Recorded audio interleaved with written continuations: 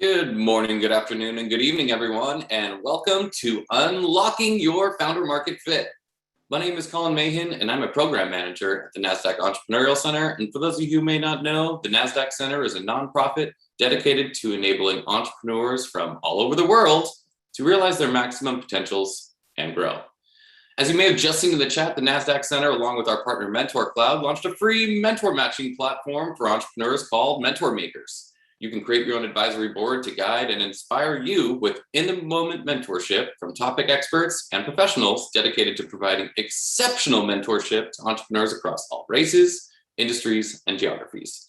So find or become a mentor today by using the link in the chat. As we know, mentorship matters to all entrepreneurs. Their success is dependent on it. Now, none of what we do here at the center could be possible without all of the amazing support from our sponsors, including Nasdaq, Lehigh University, Bank of the West, KPMG, Wilson Sonsini, Woodruff Sawyer, and BPM. We are grateful and humbled by their contributions. Quick housekeeping item, we're going to open up for live Q&A at the end of the event, so please submit your questions in the Q&A function for our speaker at the bottom of your screen throughout the presentation. We hope to get to them all. Now, during these still unique times, we're curious on how the sentiment is among the entrepreneurs that we work with. So I'm going to launch real quick before we get started, a poll to let us know how you're feeling about your business right now. So take a moment to let us know how you're doing. We've been measuring this sentiment since the beginning of 2020. So hoping that optimism's on the rise. And welcome from Washington, D.C. and everybody in attendance. Hello from San Francisco. All righty, well, I'm going to end this poll, share those results really quick. Optimism's on the rise, but totally understand that survival mode and there's a little bit of anxiety out there. Hopefully, this conversation will help alleviate some of those sentiments. So without any further delay, please join me in giving a warm welcome in the chat to our special guest today. Victoria Treyger is a general partner and managing director at Felicis Ventures. Welcome, Victoria. Oh, you're muted. All right, it's great to be here. Thank you. Thanks for having me back, second time. I know, it's great to have you back. And yeah, this conversation sparked from a portion of the Wilson Sonsini Venture Briefing series that we started talking about this, and we were like, we really want to dive deep into this with you. So I'm really, really stoked to have you. Awesome. Well, Victoria, just to jump off, your path to VC is pretty radical and unique. Can you share a little bit about how you got to where you are today? Sure. Well, I was first an operator before joining Felicis Ventures, where I was responsible for scaling and running the business functions, the go-to-market functions, sales, marketing, partnerships at several companies across consumer, SaaS, and SMB, the world of SMB.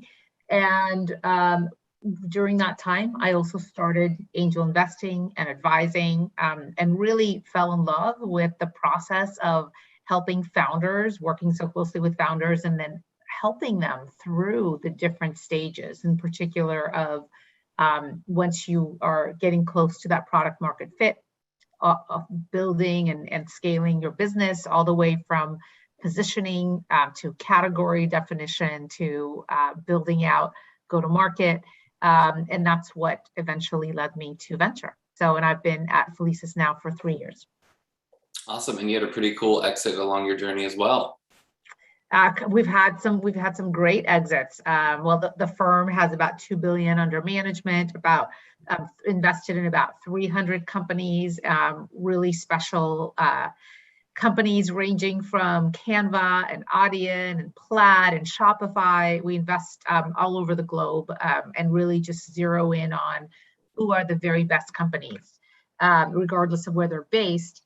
I think that, to your point, you're probably referring to Hippo, which was my first investment at Felicis, and it was actually one of the companies where I was previously an independent board member while I was still an operator, and then led the round when I joined Felicis. And they just went public in August of this year.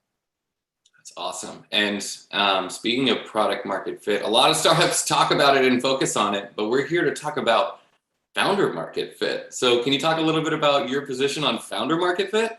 Oh my goodness. It is So important, especially in the beginning. It's even more important. It's really big picture. It's the leading indicator in my mind of product market fit. So, the founder market fit is it's big picture. I think of it as a very deep understanding of the market that the founder is entering, where that founder knows everything about the market and the target customers, especially the pain points of the customers, the pitfalls in the current solutions.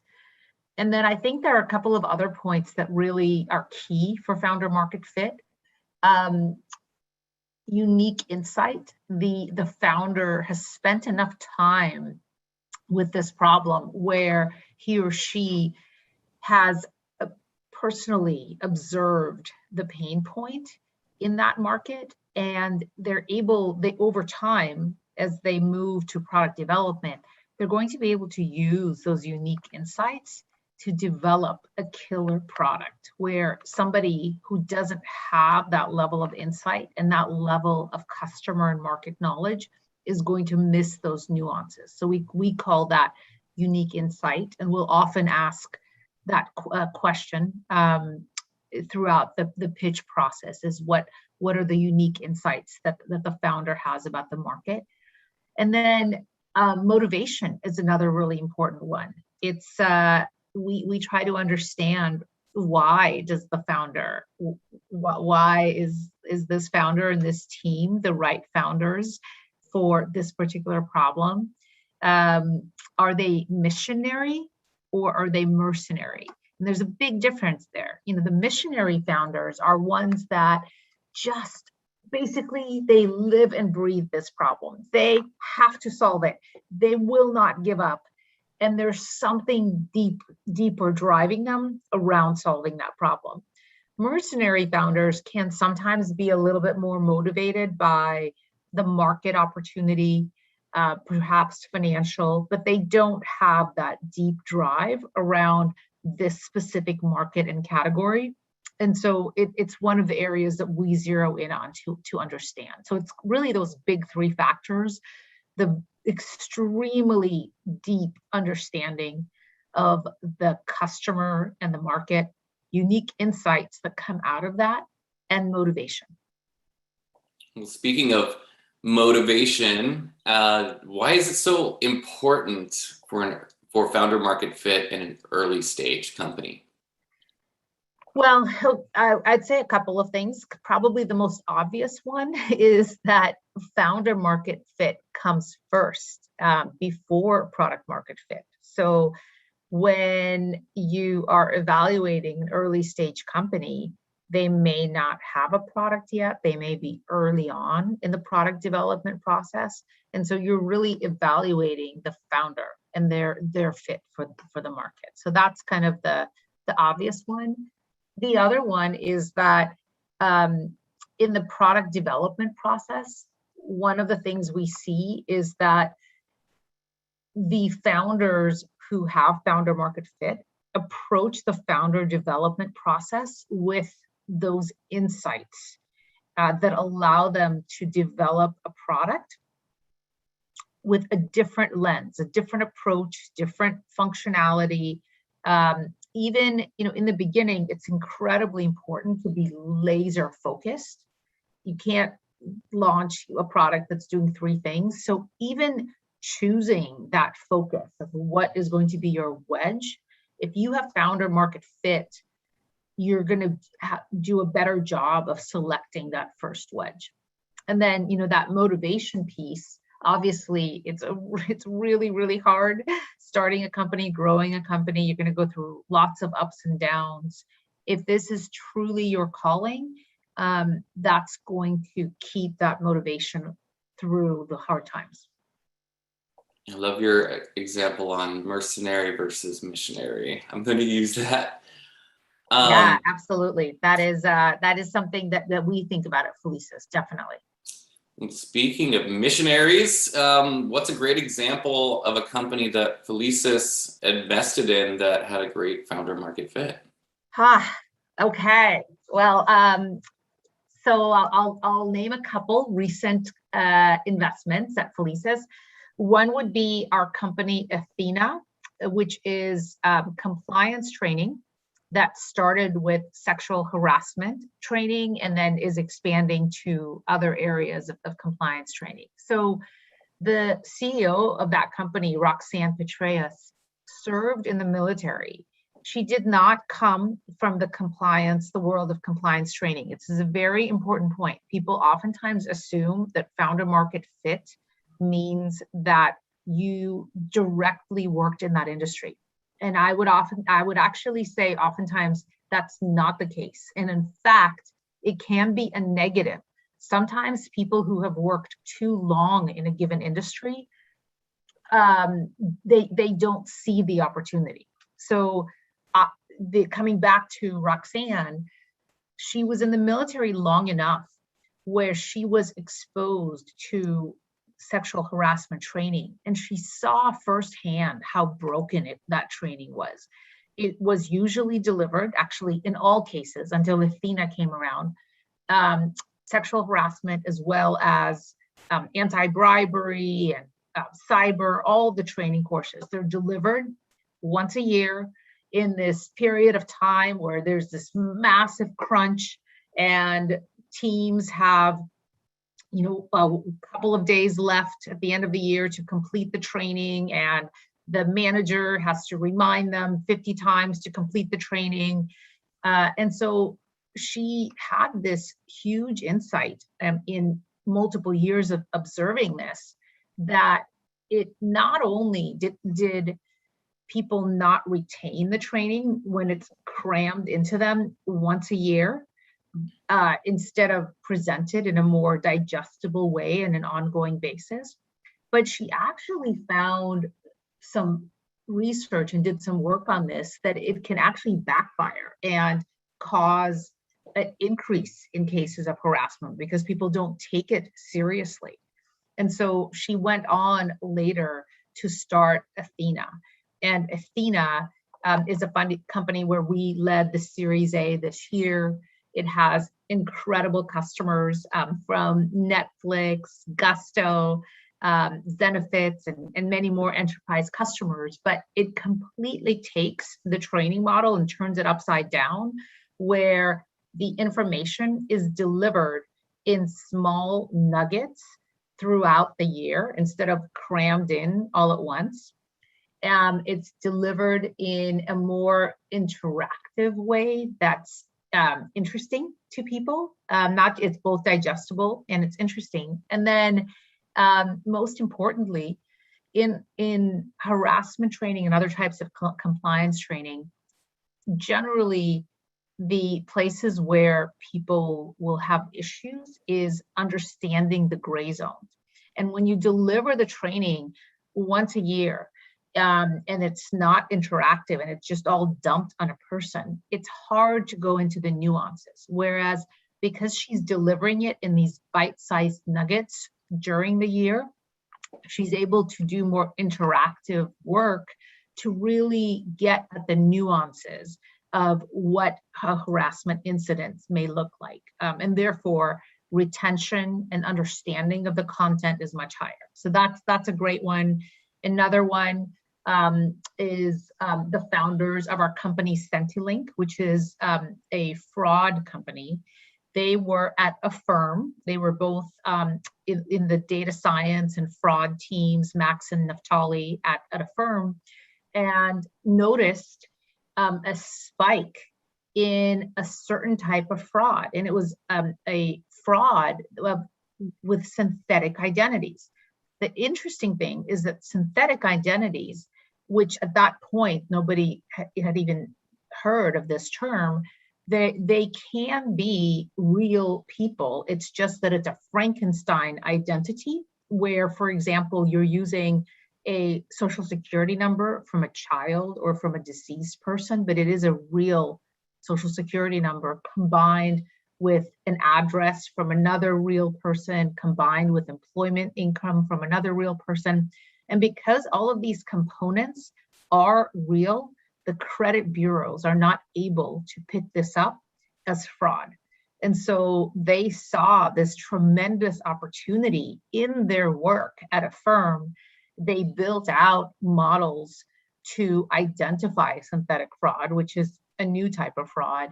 And then they started CentiLink that really came out of their work at a firm, where the synthetic fraud is their first wedge into helping financial institutions fight fraud, and then they're expanding more broadly to other identity products. So that's another really good one. I'll give a third one, actually. It's not a Felicis company, but it's a founder who very deeply inspired me in the way that she went about she both demonstrates founder market fit and product market fit. And that founder is Bar Moses, who's the CEO of Monte Carlo. She was the head, she ran customer success and was one of the earliest employees at Gainsight. And while she was at Gainsight, she realized that the number one problem, because she ran customer success, so she saw this firsthand, the number one problem that customers were talking about was the reliability of the data. They wanted to make sure that they could trust the data. And that is what first inspired in her the idea to build Monte Carlo, which is a platform for data reliability and data observability. And people will oftentimes say, well, how do you know that somebody has good founder market fit?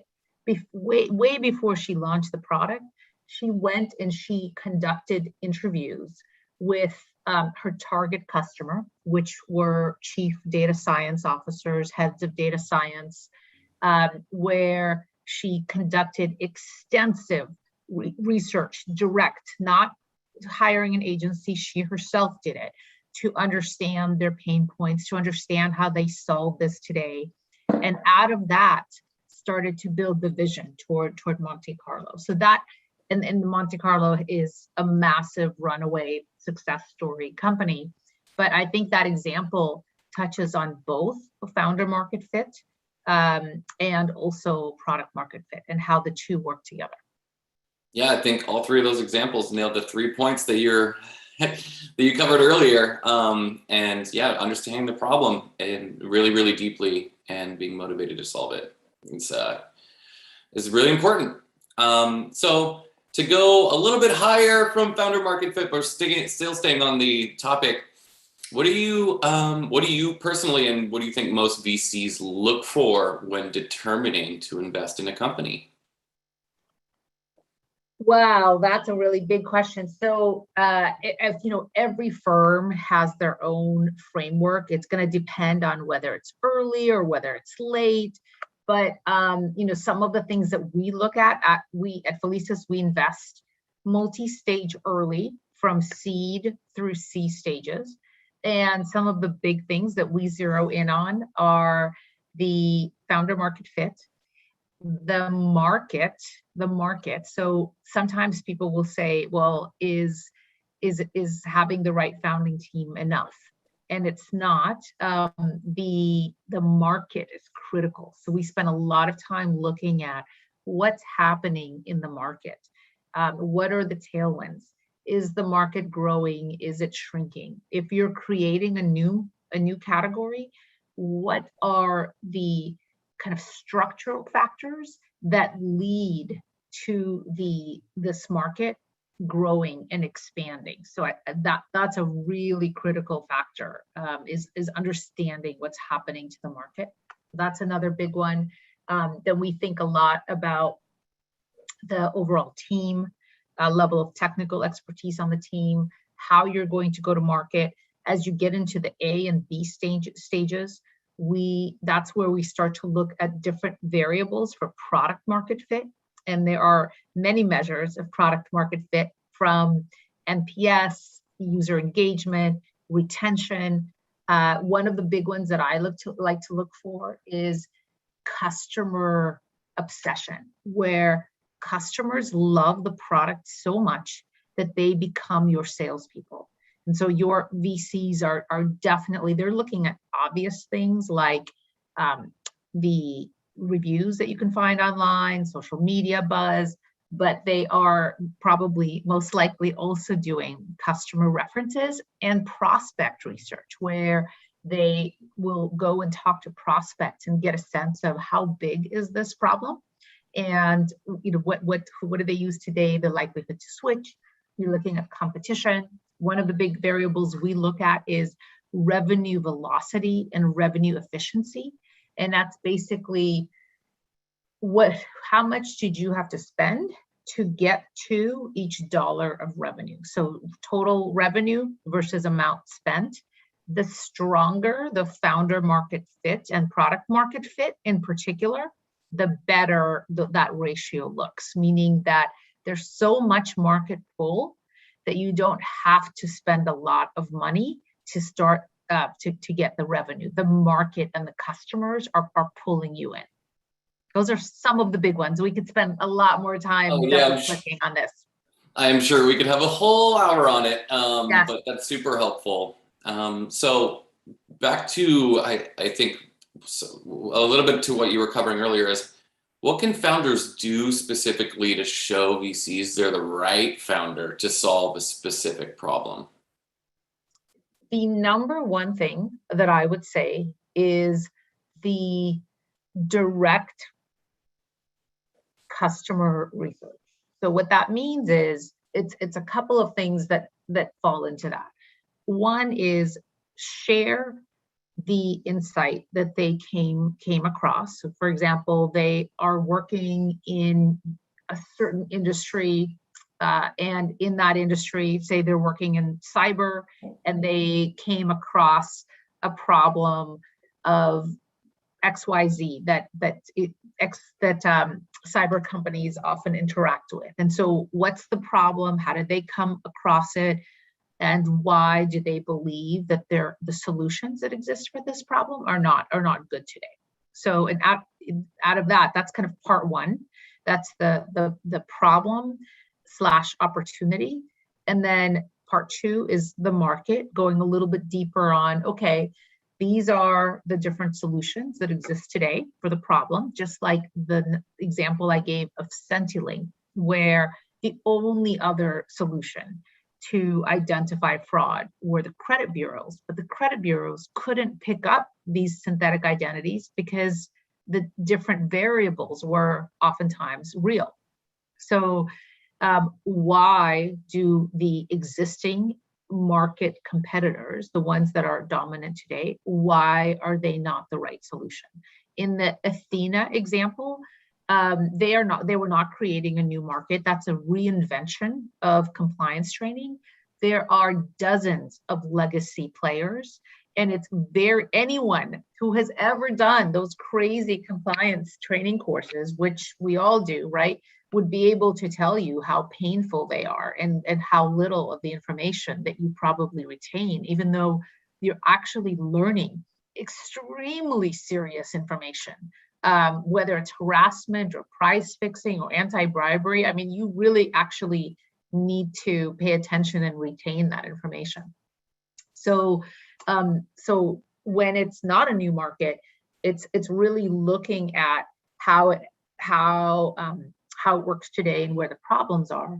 And then the primary customer research is one of the things about founder market fit is you probably have a network of people around you that are going to be able to help you get this business off the ground. If you're doing something in fraud, you likely have a great network of data scientists around you, or chief risk officers around you, right? And those networks are really, really important.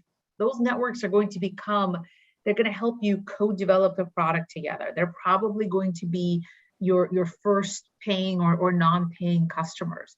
So demonstrate that you have that network around you. And then part three is go and conduct intensive research to test out your hypothesis.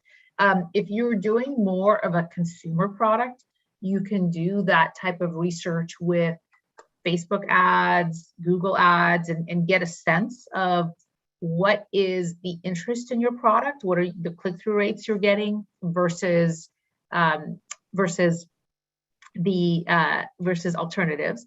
But if it's more of an enterprise product, you really want to do that primary research with customers. The other advantage to primary research is you can really go deep and double click on the pain points and the insights, because as you're doing those customer, and I've read through many of these customer interviews, you start to see the themes of, okay, my first product really needs to address this pain point.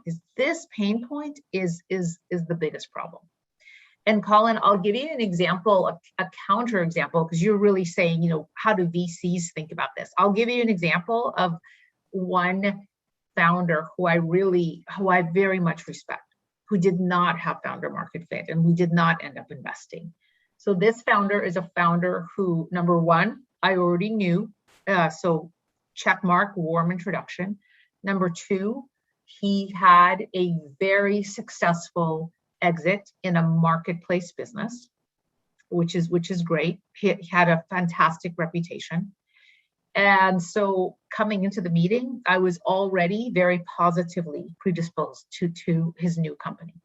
His new company was in the construction space. He saw a market opportunity in a certain aspect of reinventing construction.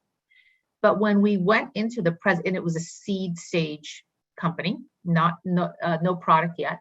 But when we went into the presentation and walked through some basic questions around pain points, target customer, large construction companies versus medium versus small, I was really surprised that the founder knew very little primary. He knew kind of big picture what the analysts were saying about the size of the construction market, but he didn't actually connect with the buyer, the person who runs the independent small construction firm, or the manager who runs a larger construction firm, and he had not done any primary. And so we decided not to move forward because we didn't see that those insights were there. Both the insights were not there, and it was more of like an academic, more of like a consulting presentation. There wasn't actually like a true passion for the world of construction. So even though he has a great track record, and I respect him tremendously, he did not, in my assessment, have product market fit for this construction vertical. Yeah, and I think that's a good story to highlight, right? I mean, the whole conversation here today is founder market fit's important to informing product market fit, future growth, sustainable success, right? And so to dive a little bit deeper into a small portion of what you just talked to on the deep understanding is there are some founders who are earlier in their careers and younger. So how would you suggest they highlight their subject matter expertise, right? They don't have 15 years of exposure to this set problem yet. Yeah, it's funny. I don't think that age matters all that much in the examples that I gave. I don't mind. They won't mind me saying this because they were both in Forbes 30 under 30 a year or two ago. The CenturyLink founders were in their they were, I think CenturyLink was their first firm, was their first job after graduate school, and they were certainly in their mid-20s when they identified the problem of fraud. So I think it absolutely can be in your first job, and you can be in your 20s. It's not about the years of experience. It's more about, are you paying attention? Are you really paying attention?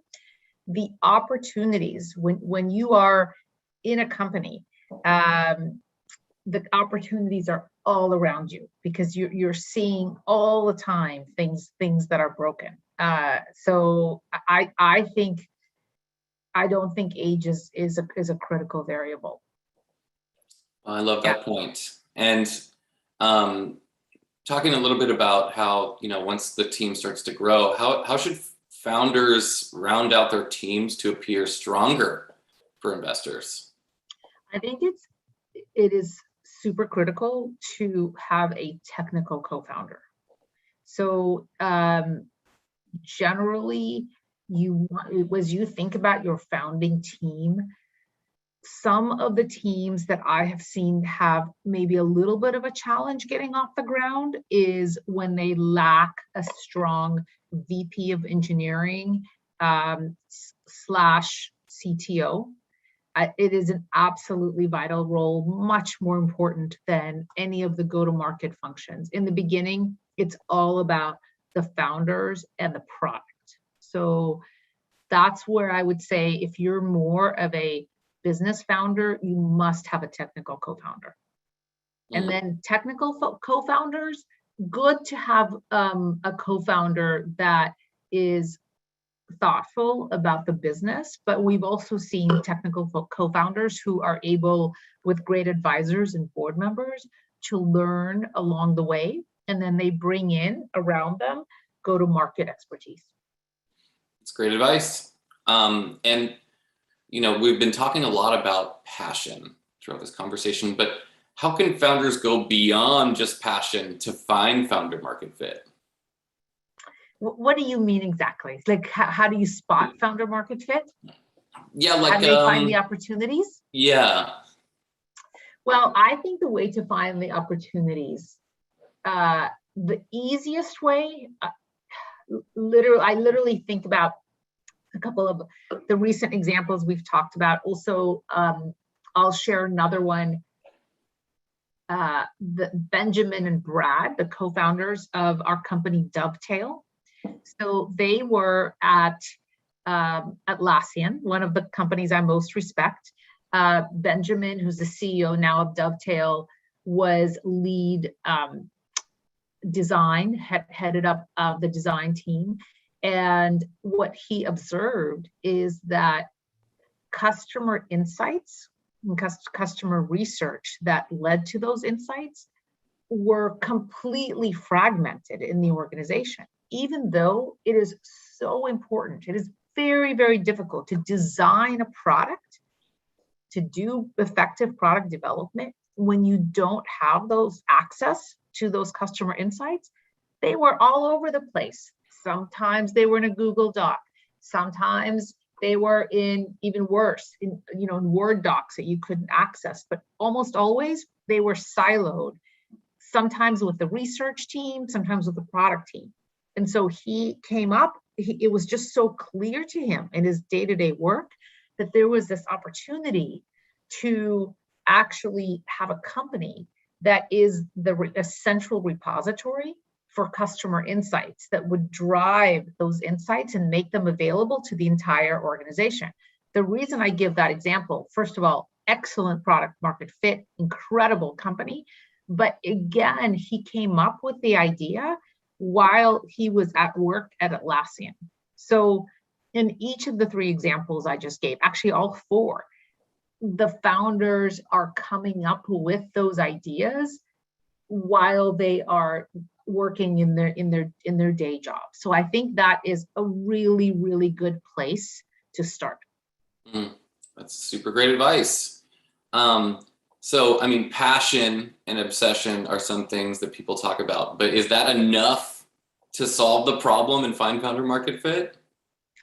Well, it's still, the market still has to be a good one. And in fact, I'm really glad you raised this, Colin. I think one of the key insights I would give is that two things really matter for founder market fit. One, spend a lot of time on picking the market. You are going to be like married to this company for the next at least 10 years of your life, right? So you want to not only make sure that you love it, but you want to make sure that you're the right founder for it, that you, number one, you truly connect with the customer. What if you don't? What if you go out and you find that actually, you're not passionate about this customer segment and you don't really understand this customer segment. Or you find that macro, we call this macro tailwinds, the macro environment is not attractive for your market. That's very possible, right? So you've got to really think about the market. Is this the right market? One of my partners will oftentimes say the market always wins. So you have to have both. And this is a pitfall area that we see. I think sometimes founders don't spend enough time researching and testing the market. Ideally, they would have thought through several ideas and really tested them before they picked the right idea. So a lot of thought into the market and testing it out. And research and testing doesn't cost a lot, at least in the initial days. No, but especially, right, if you're starting something where you're already in the heart of that network, which is right, then you're calling and you're reaching out to the people that you already know in this industry. Yeah, that's, head data scientists and engineers and designers and UI, UX, and all of those aspects. So what are some of the questions investors will ask and that you ask to a founder in a pitch or in an email to determine if they have founder market fit? I would say these are more questions for the pitch meeting. It's too hard to ask this in an email. Some of the questions that I would ask would be around, why are you starting this business? What led you to the idea? And then tell me about the target customer. Who is the target buyer? What are the different segments? What do they care about? And that last question will pretty much tell you everything as an investor, everything you need to know, because there's either a lot of follow-up to that question or not. Great advice. So you heard it here, folks. Get ready for those questions. Victoria, we all have heard so much about pitch decks, and now that we're all pitching on Zoom, do you have any advice for our founders on just general best practices, do's and don'ts there? You know what I would do on pitch decks? I just had a friend of mine send me a pitch deck for advice, and it was terrible. It was terrible. It had all this, just like, it was PowerPoint with heavy text. And the big picture, it was impossible to get the big picture out of it. So I said to him, stop. Just take a step back. And could you just please think about and pull out the big picture from this deck? Remember, the goal of the pitch deck is to get the meeting.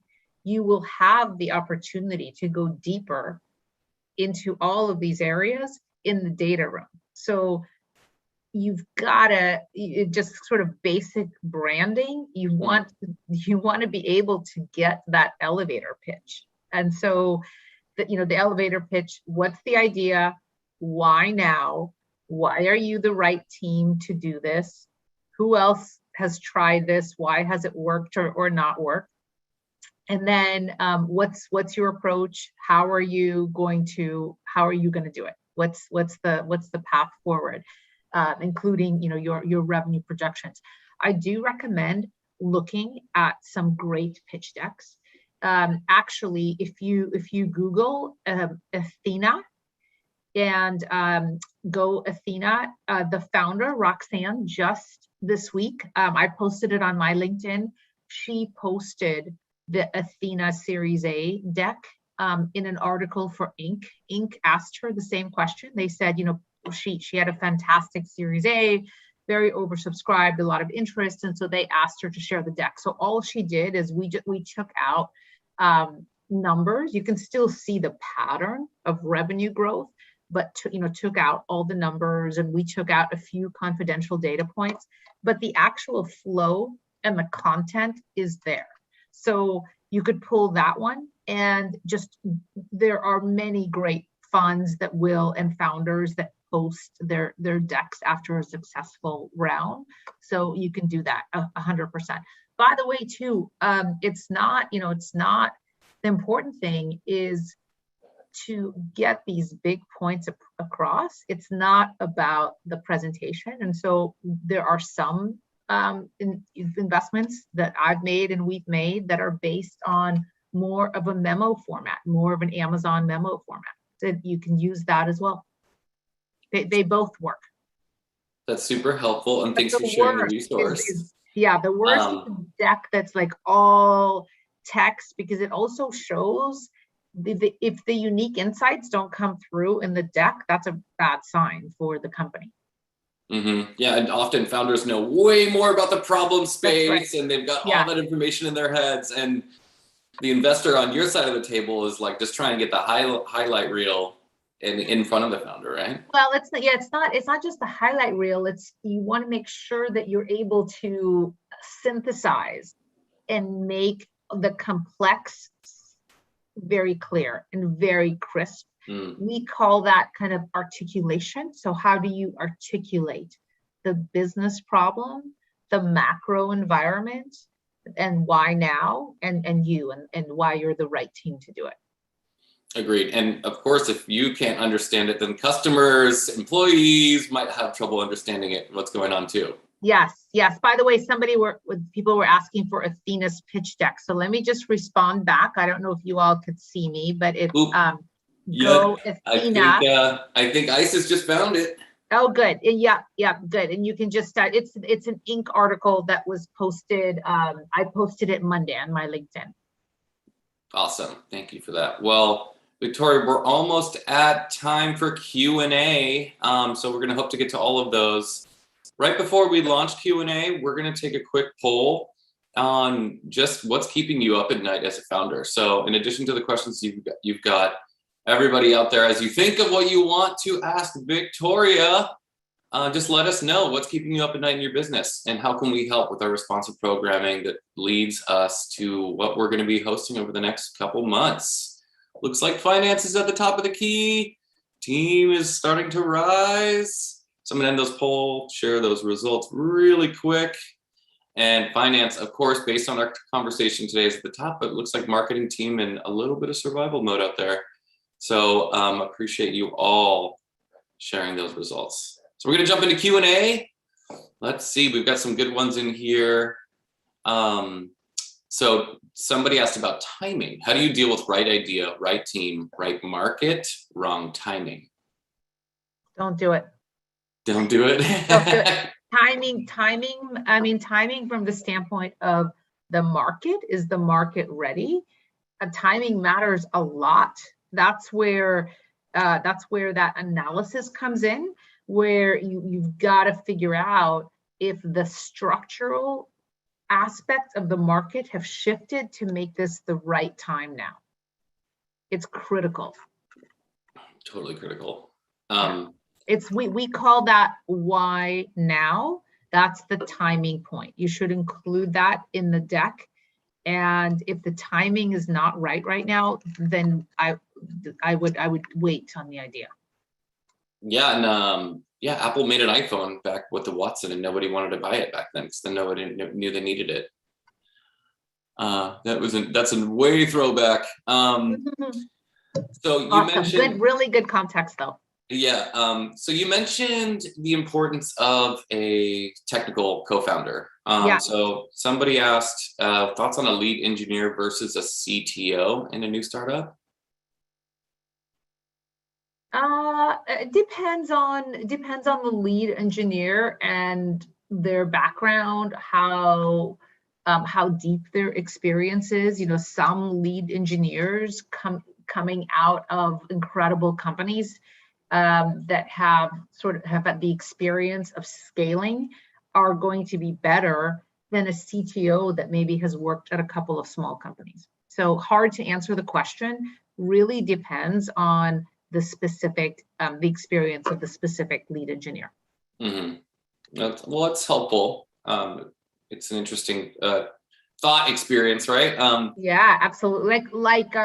For example, a lead engineer, one company I have just massive respect for is Atlassian. And so if you're building a company, a startup that's going to be a product-led growth, I would 100 times, 1,000 times pick a lead engineer coming out of Atlassian who has built a couple of products that from the get-go were designed to be product-led growth products than a CTO of company X that was not a product-led growth.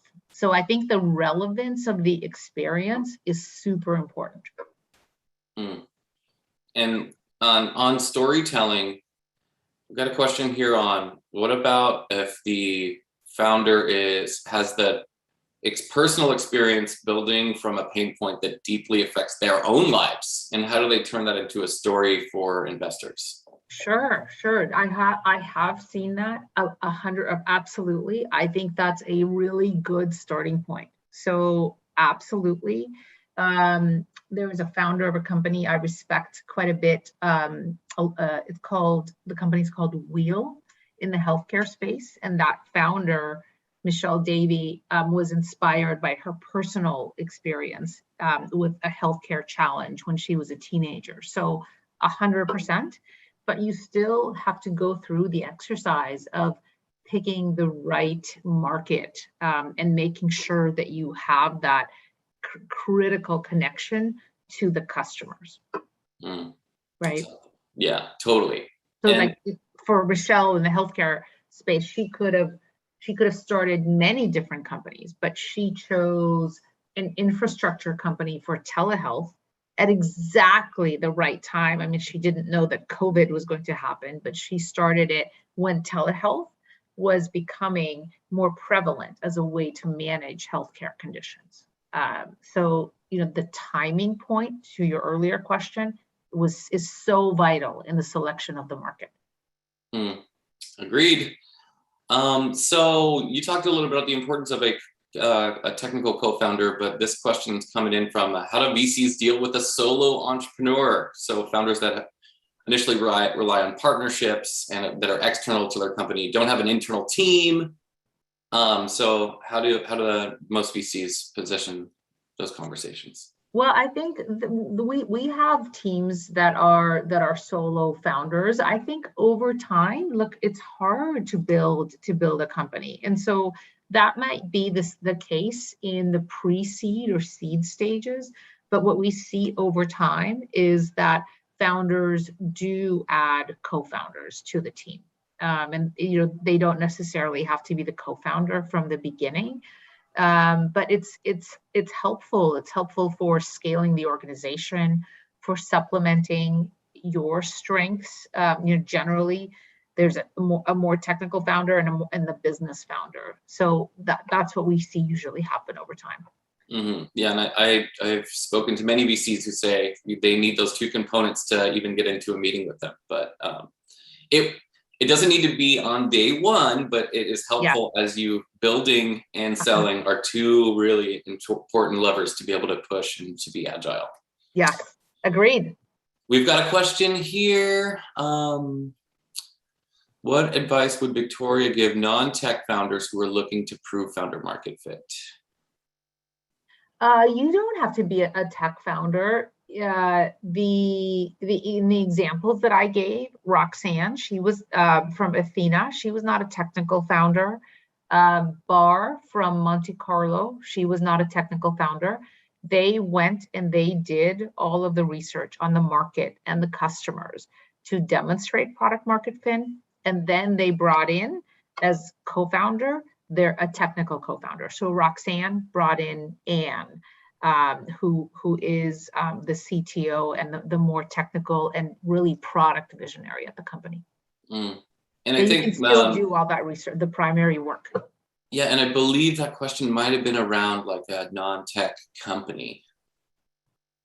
So, but I think it's still, I think it's still, so like it's a non-tech, like could be retail or, but I think it has the same foundations. Same foundations, 100%. Let's see. We've got a bunch of great questions. We hope to get to all of them. All right, we've got an interesting one around networking.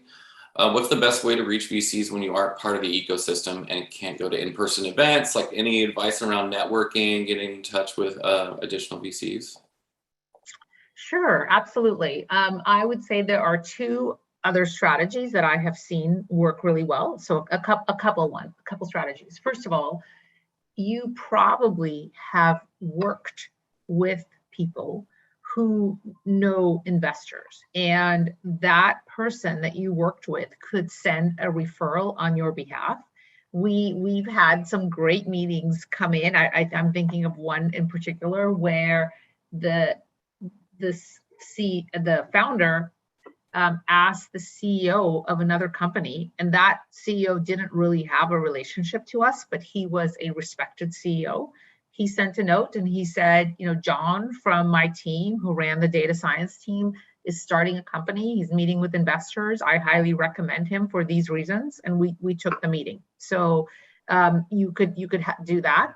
That's option number one. Option number two, in your network of friends, colleagues, co-workers, you probably know investors. So think about how to get to that investor. By the way, like as an example, I have an example of good networking. A friend of my sister's who is a VP at a company and doesn't know anything about venture capital reached out and asked me if I would meet with his CEO who wanted to reach VCs to raise money. So, I mean, that's, it's multiple steps, but, you will know people in your network that will know investors. That's number two. And then number three that I think is effective is publishing content and being active in social media on the topics that you care about and want to attract an investment in. Most powerful would be if you demonstrate your expertise in various thought leadership pieces that you write. And if those articles start to get pickup and it's great content, you automatically attract investors. That's great advice. And on which medium do you think the most VCs are on these days? Well, I think that, the big ones are LinkedIn. I spend a lot of time on LinkedIn, Twitter for sure. Those are kind of the two main ones. And I think people also read Medium posts. I think that's a good one too, as well. I like the thought leadership pieces that are posted in the contributed content in Forbes. That's an area that I follow. So that's another good one. Great advice. Yeah, I'm not on Twitter enough, but I know that there's a lot going on in there. Yes. I am more of a LinkedIn person myself than Twitter. I think people really kind of have a preference for one or the other. Yeah. Great question. How to handle the desire to show unique insights in a competitive field with investors that have portfolio companies in that same field? Well, it's a great question. I would say choose your VC carefully. The top VC firms, they wouldn't have the reputation that they have if they shared information across companies. It's a huge part, confidentiality. It's a vital part of the job. There are complete Chinese walls. And first of all, most VCs like Felicis, we will not invest in competitive companies out of respect for our founders. So first of all, if there is a conflict, we generally won't do a meeting, or we'll ask in advance. We'll ask our existing founder and say, what do you think about, is this company competitive? And if they say it is, then we won't meet with the company. If it's in a related space, but not directly competitive, you could always ask to meet with the partner that is not the partner on that deal. It's another way to tackle it. Yeah, I mean, it's That's conflicts is a real thing. So hopefully that advice helped. How do you, I think I'm gonna broaden this one, Lewis, if you're okay with that, and we're almost at time, but how do you best deal with questions around the management team? So I'm guessing that this person is getting questions around them not having as much experience as they would love. So what advice do you have for a founder to help their response to that question? So what I would do in that situation, especially in the early days, like seed, you may not yet have the credibility or the financial capacity to bring in the caliber of talent that you want. So what I would strongly recommend doing is identifying that talent and bringing them in as an advisor to the company. That then on your deck or in your conversation, you can highlight and say, you know, we don't have, for example, head of data science today, but I have these two to three chief data science officers. This is if your business, for example, is critical in data science, or I need a head of design. And so I've brought in these three experts in design, bring them in as advisors. And you can even say, and at RA, we are looking to bring one of them on to join the company. So that's how I would handle it. Many, many great companies supplement in the early days, they'll supplement their team with advisors.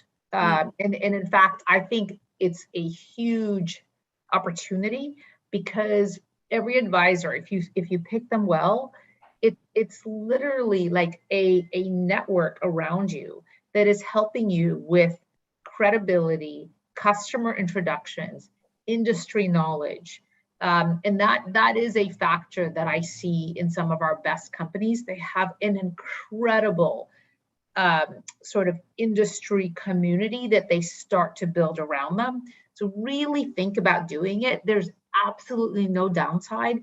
Generally, you're only paying them, actually in all examples, you're paying them in equity. So you're giving up a bit of common stock, but the advantages and of how the ability to get off the ground faster are tremendous. So think about that. Think about building out an advisory network around you. Super valuable advice. All right, well, we're almost at time. Victoria, what's one thing you want our audience to take away if they didn't tune in to anything but this last 10 seconds? What's one thing around founder market fit? Live, breathe, and know your target customer inside out better than anyone. Make sure that you connect with them, you understand their pain points, you understand why current solutions don't work, and be able to articulate in one sentence how you will solve those pain points. That's great advice. What a soundbite to end us off. Well, Victoria, thank you so much for joining us today. And to everyone in attendance, we hope you enjoyed this and we look forward to seeing you all online soon. Victoria, from everyone on our team and everyone in attendance, thanks again. It was great to have you for this conversation and really appreciate the time. Great to be here. Awesome. Thank you.